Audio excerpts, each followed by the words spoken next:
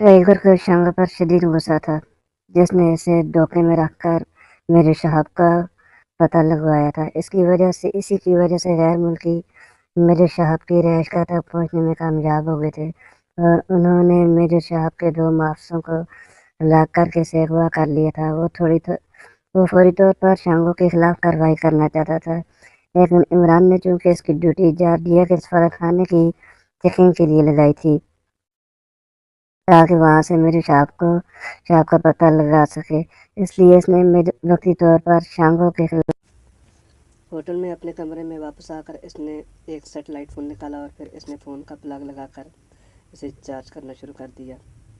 मखसूस phone charge होने में कुछ देर लग सकती थी, इसलिए टाइगर ने वक्त बचाने के लिए कीमती सूट पहना और फिर मेकअप करना शुरू हो गया। मेकअप करके इसने फ़ोन का रिसीवर उठाया और इंटरनेशनल इंक्वायरी का नंबर प्रेस करने लगा। Yes, international inquiry please. राब्ता मिलते ही ऑपरेटर की आवाज़ सुनाई दी। पाकिया में मौजूद जॉर्जिया के सफारतखाने का नंबर दें, टाइगर ने कहा। यस सर, 1 मिनट होल्ड करें, ऑपरेटर ने कहा, और फिर चंद लम्हों के लिए रिसीवर में खामोशी छा गई। नंबर नोट करें सर, चंद लम्हों के बाद दूसरी तरफ से कहा गया और फिर एक नंबर नोट करा दिया गया।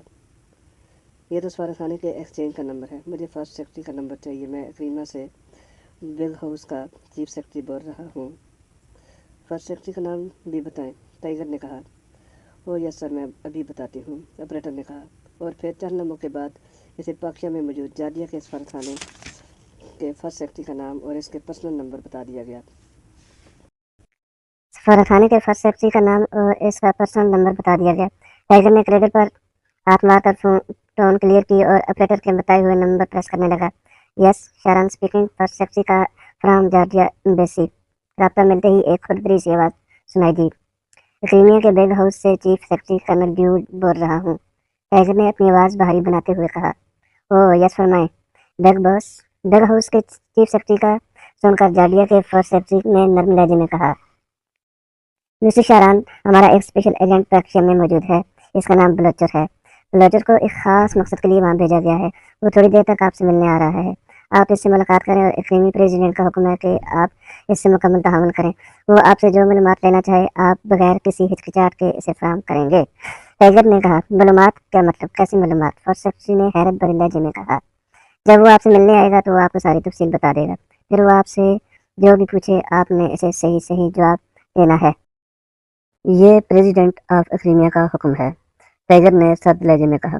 ओह ठीक है, अगर मैं आपके एजेंट के किसी काम आ सका तो ये मेरे लिए खुशकिस्मती की बात होगी। कब आ रहा है वो मेरे पास, और इसकी पहचान क्या होगी? फर्स्ट सेक्रेटरी ने कहा। इसका नाम बलोचर है, समझ लें कि वो बिग हाउस का नुमाइंदा है। तस्दीक के लिए आप इससे बिग हाउस के चीफ सेक्रेटरी, मेरा मतलब है मेरा नाम, पूछ सकते हैं, टाइगर ने कहा। ठीक है, मैं इससे मुकम्मल ताउन करूँगा और जिस हद तक होगा मैं इसकी मदद भी करने को तैयार हूँ, फर्स्ट सेक्रेटरी ने जवाब दिया। Okay, thank you. मैं अभी इसे फ़ोन पर हदायत देता हूँ ताकि वो जल्द से जल्द आप तक पहुँच जाए, टाइगर ने कहा। ओके, मैं इस वक्त अपनी रहायशगाह में हूँ, आप मिस्टर बुलचर को मेरे पास यहीं भेजते हैं, मिस्टर फर्स्ट सेक्रेटरी ने कहा। ओके, टाइगर ने कहा और फिर इसने राब्ता ख़त्म कर दिया। जॉर्जिया क्योंकि एक छोटा और आम समूह था जिसका सारा दारोमदार इक़लीमी इमदाद से चलता था, इसलिए टाइगर को यकीन था कि वो फर्स्ट सेक्रेटरी तस्दीक के लिए बिग हाउस फ़ोन करने की करेगा जरूरत नहीं करेगा और इसका काम बन जाएगा। वैसे भी इसने जिस नंबर से फ़ोन किया था वो सेटेलाइट कंट्रोल था। अगर फर्स्ट सेक्रेटरी को तस्दीक करनी होती तो वो इसी नंबर पर कॉल करता। इसके लिए टाइगर ने कुछ देर इंतज़ार किया, लेकिन जब फर्स्ट सेक्रेटरी शारान की कॉल न आई तो टाइगर मुतमिन होकर कमरे से निकलकर होटल के बैरूनी गेट की तरफ बढ़ गया। थोड़ी देर बाद वो एक कमर्शियल प्लाजा की पार्किंग में मौजूद था, जहाँ इसकी एक कीमती और जदीद मॉडल की नई कार मौजूद थी। ये कार इसने एक खुसूसी इस्तेमाल के लिए खरीद कर रखी हुई थी। वो कार पार्किंग से निकाल कर बाहर ले आया। कुछ ही देर में वो कार में सवार होकर इस रास्ते की तरफ उड़ा जा रहा था जहाँ गैर मुल्की सफारतखानों के फर्स्ट सेक्रेटरी की रिहाइशगाहें थीं। टाइगर कार लेकर जॉर्जिया के सफारतखाने के फर्स्ट सेक्रेटरी की रिहाइशगाह के गेट के पास आ गया। कार रुकते देखकर गेट पर खड़े गार्ड्स चौंक पड़े। एक गार्ड्स आगे आया तो टाइगर ने जेब से एक कार्ड निकाल कर एक गार्ड को दे दिया, तो गार्ड कार्ड लेकर फौरन अंदर चला गया। कुछ देर बाद वो वापस आया तो इसने साथियों से कहकर टाइगर के लिए इमारत का गेट खोल दिया। टाइगर इत्मीनान भरे अंदाज में कार अंदर ले गया और इसने कार इमारत के बुरुज में जाकर रोक दी और कार से निकलकर बाहर आ गया। इसे فوری طور پر عمارت کے ایک شاندار اور سجے سجائے اسپیشل سٹنگ روم میں پہنچا دیا گیا اور چند لمحوں کے بعد اس جارڈیا کے فرسٹ سیکرٹری پھر مسٹر شاران تیز قدم اٹھائے سٹنگ روم میں پہنچ گئے۔ رسمی اسلام و دعا کے بعد ٹائیگر نے ان سے اصل موضوع پر بات کرنی شروع کر دی، جس مقصد کے لیے وہ یہاں آیا تھا۔ آپ کو غالباً بگ ہاؤس سے چیف سیکرٹری کرنل ڈیوڈ نے بتا دیا ہوگا کہ میں آپ سے کس مقصد کے لیے ملنا چاہتا ہوں۔ ٹائیگر نے کہا، نہیں، انہوں نے مجھ سے صرف اتنا کہا تھا کہ آپ مجھ سے کچھ معلومات حاصل کرنا چاہتے ہیں۔ اور سیکرٹری نے کہا، مسٹر شاران، میں یہاں میرے شہاب سے ملنے آیا ہوں، کیا آپ مجھے ان سے ملا سکتے ہیں؟ ٹائیگر نے ان کی طرف غور سے دیکھتے ہوئے کہا، اور میرے شہاب کا نام سن کر مسٹر شاران یوں اچھلے جیسے ان کے صوفے میں اچانک کئی ہزار وولٹ کا کرنٹ دوڑ گیا ہو۔ میجر صاحب، کیا مطلب؟ کون میجر صاحب؟ آپ کس کی بات کر رہے ہیں؟ اور سیکرٹری شاران نے خود کو سنبھالتے ہوئے انتہائی حیرت بھرے لہجے میں کہا، وہی میجر صاحب جو اس ملک کے سینئر سیاح ہیں اور جن کے مضامین پوری دنیا کے بڑے رسائل میں چھپتے رہتے ہیں۔ ٹائیگر نے کہا تو فرسٹ سیکرٹری شاران کا رنگ بدل گیا۔ لیکن جناب، ان کا ہم سے کیا تعلق؟ آپ مجھ سے ان کے بارے میں کیوں پوچھ رہے ہیں؟ فرسٹ سیکرٹری شاران نے خود کو حت الوسع طور پر سنبھالتے ہوئے کہا، دیکھیں مسٹر شاران، مسٹر شہاب نے اقلیمیہ کی بھی سیاحت کی ہے، اور وہ سیاحت کرتے ہوئے اقلیمیہ کے ریاست وانگو میں بھی گیا تھا۔ وہ وانگو کے ایک پہاڑی مقام پر پھنس گیا تھا اور بھوک پیاس کی وجہ سے بے ہوش ہو گیا تھا۔ جس جگہ وہ بے ہوش ہوا تھا وہاں سے کچھ دور اقلیمیہ کا ایک خفیہ اڈا تھا جہاں اسلحے کے بڑے بڑے ذخائر موجود تھے۔ اس اڈے کے محافظوں نے جب میجر صاحب کو ایک کھائی کے کنارے بے ہوش پڑا دیکھا تو ان کے دل میں میجر صاحب کے لیے ہمدردی جاگ اٹھی اور وہ عذرائے ہمدردی سے وہاں سے اٹھا کر اپنے اڈے پر لے گئے، اور انہوں نے ہوش میں لا کر نہ صرف ان کا علاج بلکہ انہیں وہاں تحفظ بھی دیا۔ لیکن میجر صاحب نے ان کی نیکی کا الٹا بدلہ دیا۔ اس نے جب وہاں اقلیمیہ کے اسلحے کا بڑا ذخیرہ دیکھا تو اس نے چلاکی سے کام لیتے ہوئے رات کے وقت اسلحے کے ڈپو میں گھس کر وہاں سے ایک ٹائم بم لے کر اسے آن کر دیا اور پھر اڈے کے محافظوں کی آنکھوں میں دھول جھونک کر وہاں سے نکل گیا۔ اس کے جانے کے بعد اقلیمیہ کی اس خفیہ اڈے میں زبردست تباہی پھیل گئی تھی۔ اقلیمیہ کا اسلحے کا بڑا ذخیرہ تباہ ہو گیا اور میرے شہاب کی ہمدردی کرنے والے افراد کے ساتھ وہاں موجود تقریباً 200 افراد بے موت مارے گئے۔ ان میں سے ایک گارڈ جس نے میرے شہاب کو سب سے پہلے بے ہوشی کی حالت میں دیکھا تھا اور جس کے کہنے پر میرے شہاب کو اڈے پر لے جایا گیا تھا، وہ ایمرجنسی کال پر اڈے سے چلا گیا تھا۔ اڈے کی تباہی کے بعد اس نے جب میرے شہاب کے بارے میں بتایا تو اقلیمیہ نے اس کی بڑے پیمانے پر تلاشی شروع کر دی۔ کئی ایجنسیاں اسے تلاش کر رہی تھیں، لیکن میرے شہاب وہ اڈا تباہ کر کے فوری طور پر اقلیمیہ سے نکل گیا تھا، لیکن جاتے جاتے وہ وہاں پر اپنے کئی نشان چھوڑ گیا تھا۔ اقلیمی ایجنسیاں ان کی تلاش میں پاکشیا بھی آئی تھیں، لیکن یہاں آتے ہی میرے شہاب پوش ہو گیا تھا۔ کوشش کے باوجود اقلیمی ایجنسیاں اس کا کوئی سراغ نہیں لگا سکی تھیں۔ ہمارے ایجنٹ بدستور اس کی تلاش میں تھے۔ ہم تمام سفارتخانوں کی بھی نگرانی کرتے تھے تاکہ میرے شہاب کسی بھی میکپ میں کسی بھی ملک کا ویزا حاصل کرنے کے لیے آئے تو وہ انہیں فوری پکڑ سکیں۔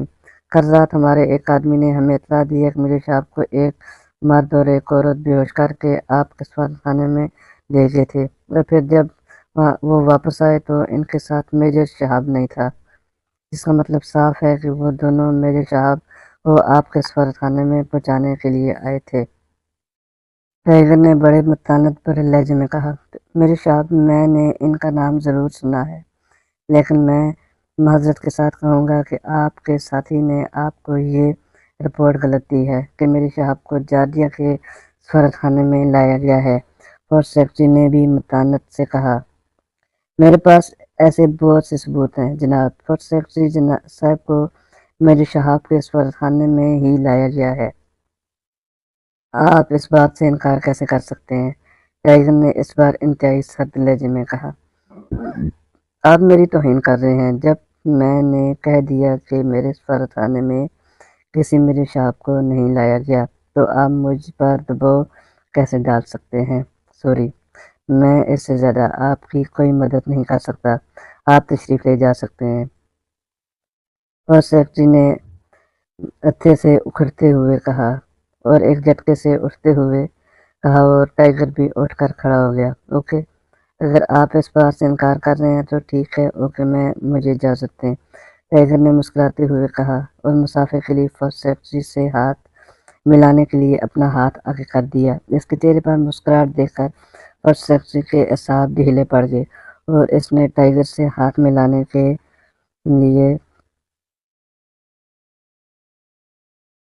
ہاتھ بڑھایا تو یک لخت ٹائیگر کا ہاتھ تیزی سے حرکت میں آیا اور اس کا زوردار مکہ پوری قوت سے فرسٹ سیکرٹری کی کن پٹی پر پڑا۔ فرسٹ سیکرٹری اچھل کر صوفے پر گرا۔ اس کے منہ سے ہلکی سی چیخ نکلی تھی۔ اس سے پہلے کہ وہ دوبارہ اٹھتا، ٹائیگر کا ہاتھ ایک بار پھر حرکت میں آیا اور اس بار فرسٹ سیکرٹری منہ سے کوئی آواز نکالے بغیر بے ہوش ہوتا چلا گیا۔ فرسٹ سیکرٹری کو بے ہوش کرتے ہی ٹائیگر تیزی سے دروازے کی طرف بڑھا۔ دروازہ بند تھا۔ ٹائیگر نے اسے لاک لگایا اور واپس فرسٹ سیکرٹری کی طرف آیا۔ اس نے دیکھ لیا تھا کہ یہی سیدھی انگلی سے نہیں نکل سکتا، تو اس نے انگلیاں ٹیڑھی کرنے کا ارادہ کر لیا تھا۔ اس نے جیب سے رسی کا ایک بنڈل نکالا جو وہ اسی مقصد کے لیے ساتھ لایا تھا۔ اس کے ہاتھ تیزی سے چلنے لگے اور اس نے فرسٹ سیکرٹری کو رسی سے بری طرح سے جکڑ دیا۔ اس سے پہلے ہی دیکھ لیا تھا کہ وہ جس روم میں بٹھایا گیا تھا وہ ساؤنڈ پروف تھا۔ ٹائیگر ابھی فرسٹ سیکرٹری کو جکڑ ہی رہا تھا کہ اسی لمحے فرسٹ سیکرٹری کے سیل فون کی گھنٹی باز اٹھی تو ٹائیگر نے چونک کر اس کی جیب سے سیل فون نکال لیا۔ اسکرین پر ٹرسٹ کا نام ڈسپلے ہو رہا تھا۔ ٹائیگر نے کچھ سوچ کر بٹن پریس کر کے سیل فون کان سے لگا لیا۔ یس، ٹائیگر نے محتاط انداز میں فرسٹ سیکرٹری کی آواز کی نقل کرتے ہوئے کہا، غضب ہوں گے جناب، طیارے سے تابوت اتار لیا گیا ہے اور مسٹر راک فیلڈ اور سینڈرا کو بھی گرفتار کر لیا گیا ہے۔ دوسری طرف سے ایک گھبرائی ہوئی آواز سنائی دی تو ٹائیگر نے بے اختیار جبڑے بیچ لیے۔ کیسے ہوا یہ سب کچھ؟ تفصیل بتاؤ، ٹائیگر نے فرسٹ سیکرٹری شاران کے انداز میں انتہائی سرد لہجے میں کہا تو دوسری طرف سے ٹراس طیارے سے تابوت اتارنے اور راک فیلڈ اور سینڈرا کی گرفتاری کی تفصیل بتانا شروع ہو گیا۔ اس نے راک فیلڈ اور سینڈرا کے فرار ہونے کا بھی بتا دیا۔ راک فیلڈ اور سینڈرا اب کہاں ہے؟ ٹائیگر نے ہونٹ چباتے ہوئے کہا۔ راک فیلڈ کی ابھی تھوڑی دیر قبل مجھے کال آئی تھی۔ اس نے مجھ سے یہ پتہ کرانے کے لیے کہا تھا کہ میرے صاحب کو ایئرپورٹ سے کہاں لے جایا گیا ہے۔ اس کے پاس اپنا کوئی نمبر نہیں ہے۔ اس نے کہا کہ وہ وقتاً فوقتاً مجھے کال کرتا رہے گا۔ ٹراس نے جواب دیتے ہوئے کہا، تم اس وقت کہاں ہو؟ ٹائیگر نے کسی خیال کے تحت پوچھا۔ میں ایئرپورٹ کی طرف جا رہا ہوں جناب، تاکہ پتہ کر سکوں کہ میرے صاحب کو وہاں سے نکال کر کہاں لے جایا گیا ہے۔ ٹراس نے کہا، ٹھیک ہے، پتہ کرو، اگر اس کا پتہ چل جائے تو مجھے بھی بتا دینا۔ ٹائیگر نے کہا، یس سر۔ ٹراس نے کہا تو ٹائیگر نے رابطہ ختم کر دیا۔ اس کے چہرے پر انتہائی سنجیدگی کے تاثرات تھے۔ یہ سن کر اسے اطمینان ہو گیا کہ راک فیلڈ اور سینڈرا میرے صاحب کو تابوت میں بند کر کے وہاں سے نکل جانا چاہتے تھے، لیکن وہ اپنے مقصد میں کامیاب نہیں ہو سکے تھے، اور عمران نے بر وقت اعلیٰ افسان سے کارروائی کرا کر نہ صرف جہاز سے میرے صاحب کا تابوت اتروا لیا تھا بلکہ ان دونوں کو بھی گرفتار کرا دیا تھا۔ یہ الگ بات تھی کہ وہ دونوں سپر فیاض اور اس کی فورس کو ڈاج دے کر نکل جانے میں کامیاب ہو گئے تھے۔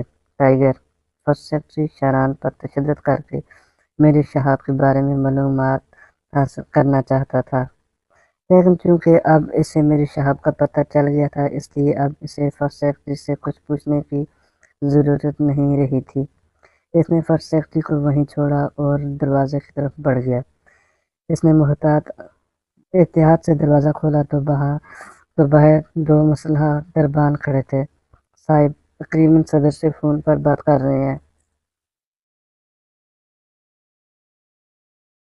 جب تک وہ خود باہر نہ آئیں انہیں ڈسٹرب نہ کیا جائے، ٹائیگر نے کہا تو ان دونوں نے اس بات میں سر ہلا دیے اور ٹائیگر اطمینان بھرے انداز میں قدم اٹھاتا ہوا پورش کی جانب بڑھتا چلا گیا جہاں اس نے اپنی کار پارک کی تھی۔